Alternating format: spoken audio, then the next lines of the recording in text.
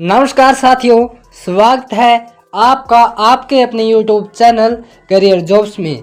तो साथियों, आज की वीडियो आपके लिए बहुत ही ज़्यादा महत्वपूर्ण होने वाली है, इसलिए वीडियो को शुरू से लेकर अंत तक ज़रूर देखिएगा। तो चलिए साथियों, आज की वीडियो को शुरू करते हैं। 1 अप्रैल 2024 से पेंशन के नियमों में बड़ा बदलाव, जाने नया नियम और 4 बड़े अपडेट। पेंशन न्यू अपडेट क्या कुछ है जानकारी, आपको सभी कुछ इस वीडियो में बताएंगे। तो सबसे पहले साथियों, वीडियो पर नए हो तो वीडियो को लाइक करके चैनल को सब्सक्राइब कीजिएगा। पेंशन नियमों में बदलाव एक महत्वपूर्ण विषय है जो सरकारी कर्मचारियों के लिए वित्तीय सुरक्षा प्रदान करता है। हाल ही में प्रधानमंत्री नरेंद्र मोदी की अध्यक्षता में केंद्रीय मंत्रिमंडल ने यूनिफाइड पेंशन स्कीम यानी यूपीएस को मंजूरी दे दी है, जो 1 अप्रैल 2025 से लागू होगी। यह योजना केंद्र सरकार के लगभग 23 लाख कर्मचारियों को लाभान्वित करेगी और राज्य सरकारें भी इसे अपना सकती हैं, जिससे लगभग 90 लाख कर्मचारियों को इसका लाभ मिल सकता है।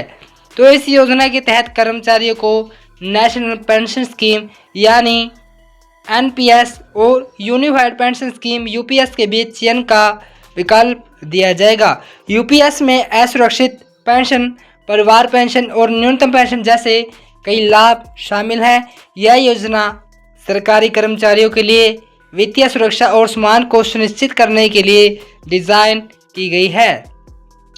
अब बात करते हैं यूपीएस यानी यूनिफाइड पेंशन स्कीम की विस्तृत जानकारी।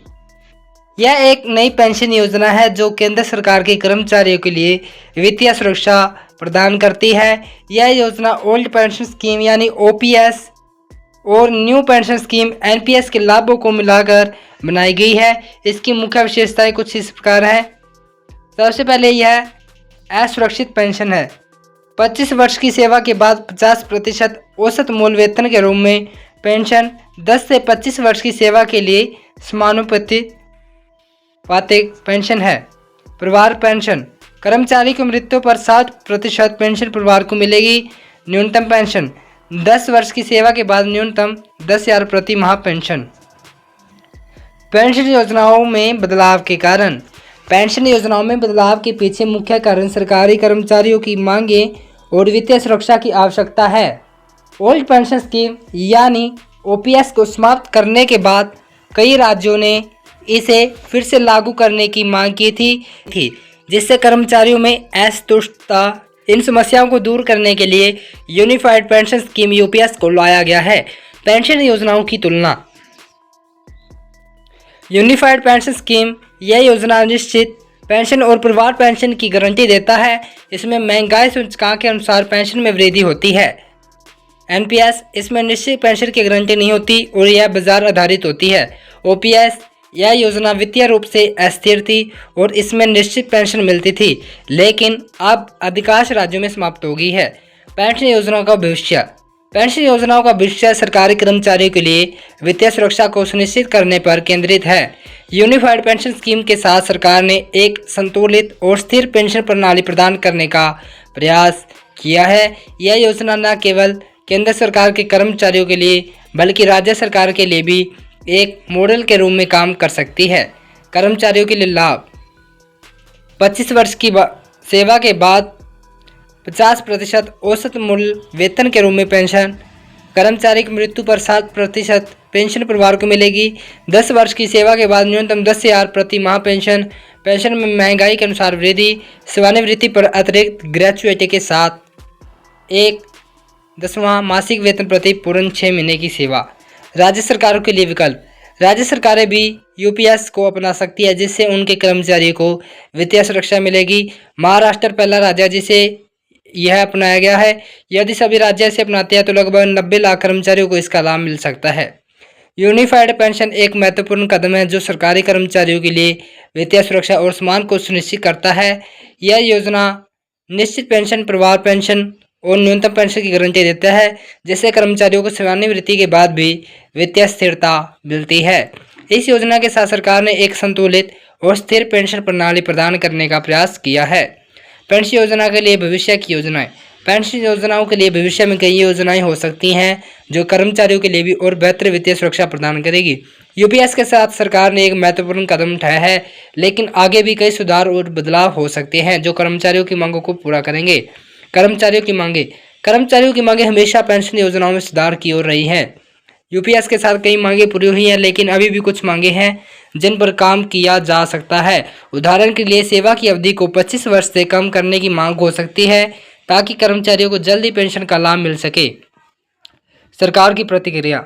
सरकार ने कर्मचारियों की मांगों को ध्यान में रखते हुए यूपीएस को लाया है। यह योजना न केवल कर्मचारियों के लिए वित्तीय सुरक्षा प्रदान करता है, बल्कि सरकार के लिए भी एक स्थिर और संतुलित पेंशन प्रणाली प्रदान करती है। सरकार आगे भी कर्मचारियों की मांगों को पूरा करने के लिए काम कर सकती है। पेंशन योजनाओं का प्रभाव। पेंशन योजनाओं का प्रभाव सरकारी कर्मचारियों के जीवन पर बहुत गहरा होता है।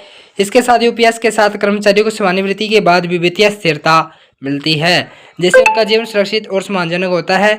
यह योजना न केवल कर्मचारियों के लिए बल्कि समाज के लिए भी फायदेमंद है, क्योंकि यह आर्थिक स्थिरता को बढ़ावा देता है। समाज पर इसका क्या प्रभाव है? पेंशन योजनाओं का समाज पर बहुत ही गहरा प्रभाव होता है। जब कर्मचारियों को सेवानिवृत्ति के बाद वित्तीय सुरक्षा मिलती है तो वे अपने परिवारों को बेहतर जीवन प्रदान कर सकते हैं। इससे समाज में आर्थिक स्थिरता बढ़ती है और लोगों का जीवन सुधरता है। आर्थिक प्रभाव। पेंशन योजनाओं का आर्थिक प्रभाव भी बहुत महत्वपूर्ण है।